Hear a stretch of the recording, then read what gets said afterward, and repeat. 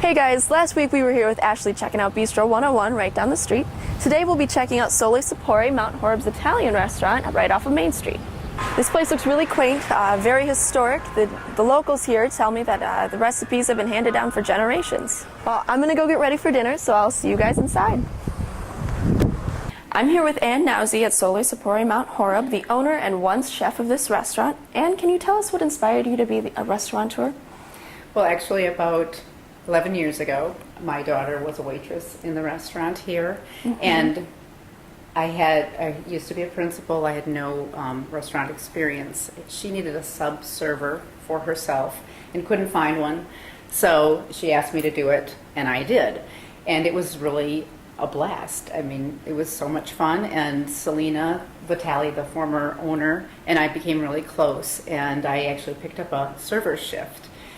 And as we got closer and closer, about over 6 months, she was talking to her family in Italy a lot, and she kept on saying to me, "Oh yeah, Anna, you should be a chef. You should do the restaurant.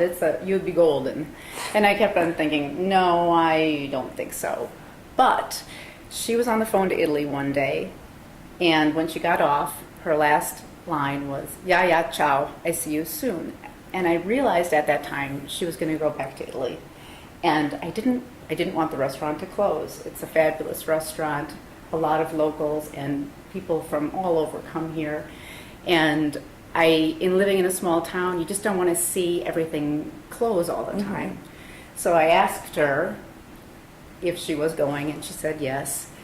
And we started talking about whether or not it was a viable option for me. And that's really how my restaurant experience began. So, yeah, I started about 11 years ago. Oh boy.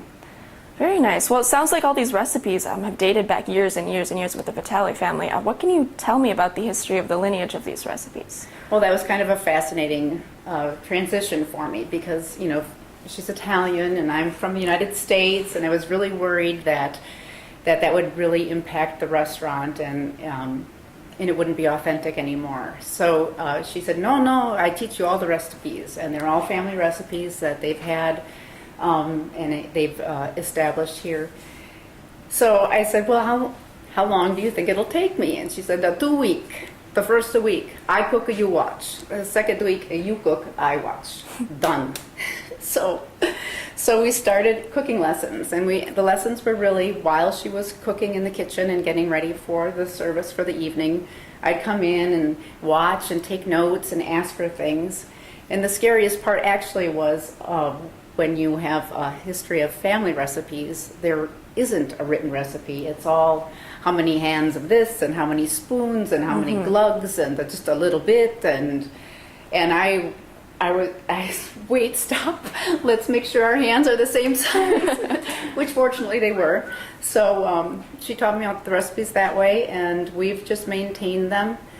And it's been fabulous. You know, everybody who comes in who's been a restaurant regular from the olden days to the current days are super happy that everything has stayed the same, you know, and they know that they're getting the same recipes that were there. We have added a few things, and the sons also had restaurants. So some of the recipes that were on like Vincenzo's or Philip's menus, they taught me those recipes as well. So we have added some of those. It sounds like you've transitioned a lot of these recipes and the ways of your restaurant to your chef. I'd be very interested in talking with him if that's all right with you. I think it would be fabulous. And kind of just to dovetail on what I said about the recipes in the hands, it's been a very fascinating transition for us because Sean and I are not the same size.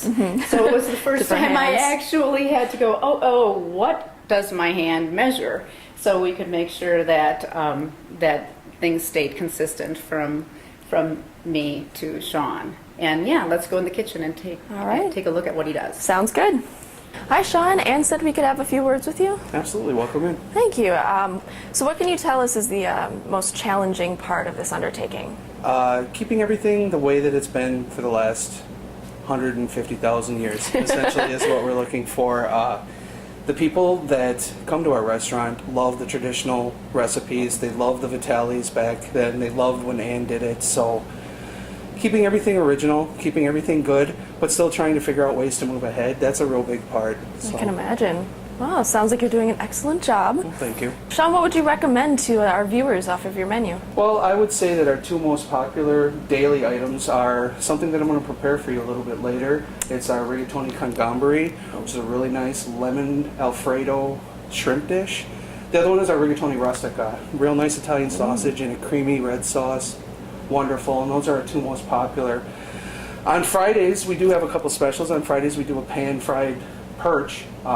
As you can see, or as you'll be able to see later, we don't have a deep fryer in here, so every fish dish I make is in fresh oil, right to the pan. Everything's real clean, real tasty. And then we have a really nice, on Saturdays, we have a really nice steak special that features Anne's grandmother's potato recipe along with a really nice ribeye steak. So those are real popular. That's something that the Vitalis didn't do, and that's one of the little move-aheads that we're doing. So. Oh, that sounds fabulous. Very tasty. I'm very excited to taste your menu. Everything sounds great. Well, we're excited to have you and have everybody here, so. All right. Thank you very much. You're welcome. Anne and Sean have decided to let me try a couple of their dishes, and I'm very anxious to see what they have for me. Let's see what the chef's got coming. Well, what we have for you is probably our two most popular dishes. Right here, this is a good red meat dish. It's we call it our rigatoni rustica. We have an Italian sausage with mushroom and sweet peppers and a really sweet homemade cream marinara sauce. Or if you're looking for something just as heavy and just as delicious, we have, this is our shrimp con gamberi, and what it is it's a lemony Alfredo sauce with wonderful bacon and green onions in it, capers kind of sauteed and then served all over rigatoni. So please enjoy. Oh, thank you. Very good. It's very tasty and creamy. It's got a nice thick flavor, very full-bodied. Tastes lighter than it is, I'm sure. It's definitely something I would order. I have to say this place is an absolute gem. It really holds true to the authentic Italian recipes and the home-style cooking. It's absolutely fabulous. Next time you're in Mount Horeb, this should definitely be on your to-do list of places to stop and to see, because you're not going to find a place like this just anywhere. For the full scoop on how to find the restaurant, you can visit whitejasmine.com.